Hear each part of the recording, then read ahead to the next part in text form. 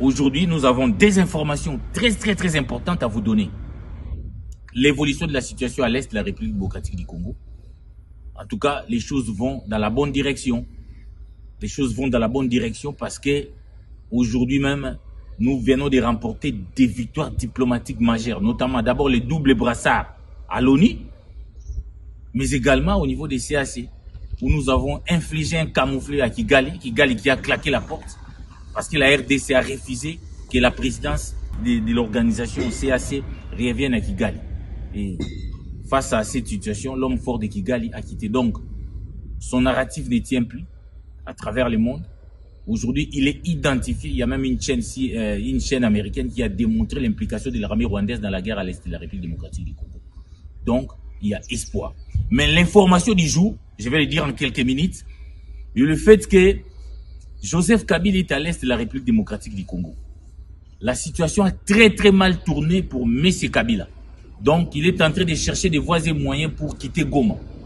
Alors que vous, comme vous le savez, Kabila était venu à Goma pour imposer un face-à-face avec Tshisekedi, notamment en prenant le leadership officiellement, parce qu'il est déjà leader d'IFCC-Cash, mais il voulait officiellement prendre le leadership de ces mouvements rebelles soutenus par les Rwandais pour imposer un face-à-face avec Tshisekedi. Mais aujourd'hui, les choses sont très mal en train de tourner pour Kabila.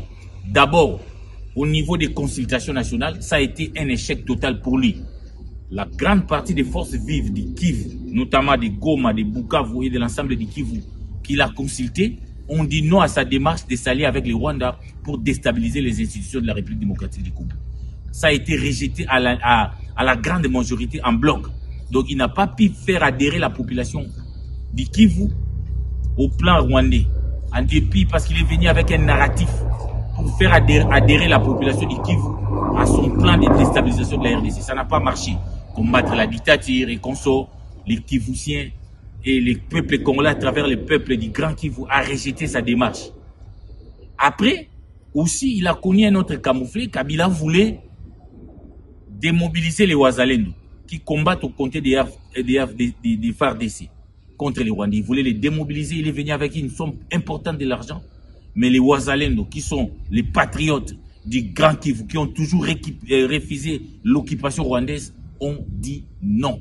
On dit non, qu'ils ne peuvent tout accepter, sauf le fait qu'un ancien chef de l'État soit allé au Rwanda pour massacrer, tuer, afin d'atteindre ses objectifs machiavéliques. C'est pourquoi la population a dit non. Face à cette situation, Kabila ne sait plus rien faire.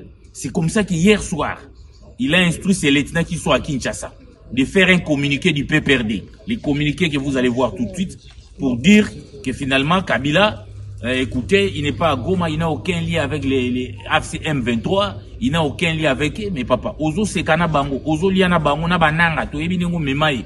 Allez, PPRD fait un communiqué, non, Kabila n'est pas lié à ces mouvements, il n'est pas là pour déstabiliser la RDC. En fait, Kabila a trouvé que ça a mal tourné, il cherche une voie de sortie. Il ne faut pas lui accorder cette voie de sortie. Les communiqués du PPRD, là, c'est une fuite en avant. Kabila a financé cette guerre, il doit en subir les conséquences. Donc, Congolais, nous sommes très contents des victoires diplomatiques remportées par la RDC, notamment à l'ONU et au CAC.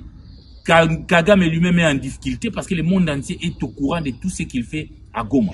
Donc, ce que nous vous annonçons, Kabila est sérieusement en difficulté. Et en dernier lieu, Martin Fayulu, coup de chapeau Martin Fayulu. Je l'ai toujours dit, il a agi comme le général Tchéken en 1944-45, quand le Japon a envahi la Chine. Il était opposant à Mao Tse-tung, mais il est allé voir Mao Tse-tung pour lui dire, en dépit de nos divergences, nous avons un ennemi commun qui s'appelle le Japon. Nous devons d'abord bouter notre ennemi dehors et nous allons régler nos problèmes après. Merci Martin Fayulu, c'est grâce à toi aussi que Kabila vient de faire un véritable rétropédalage.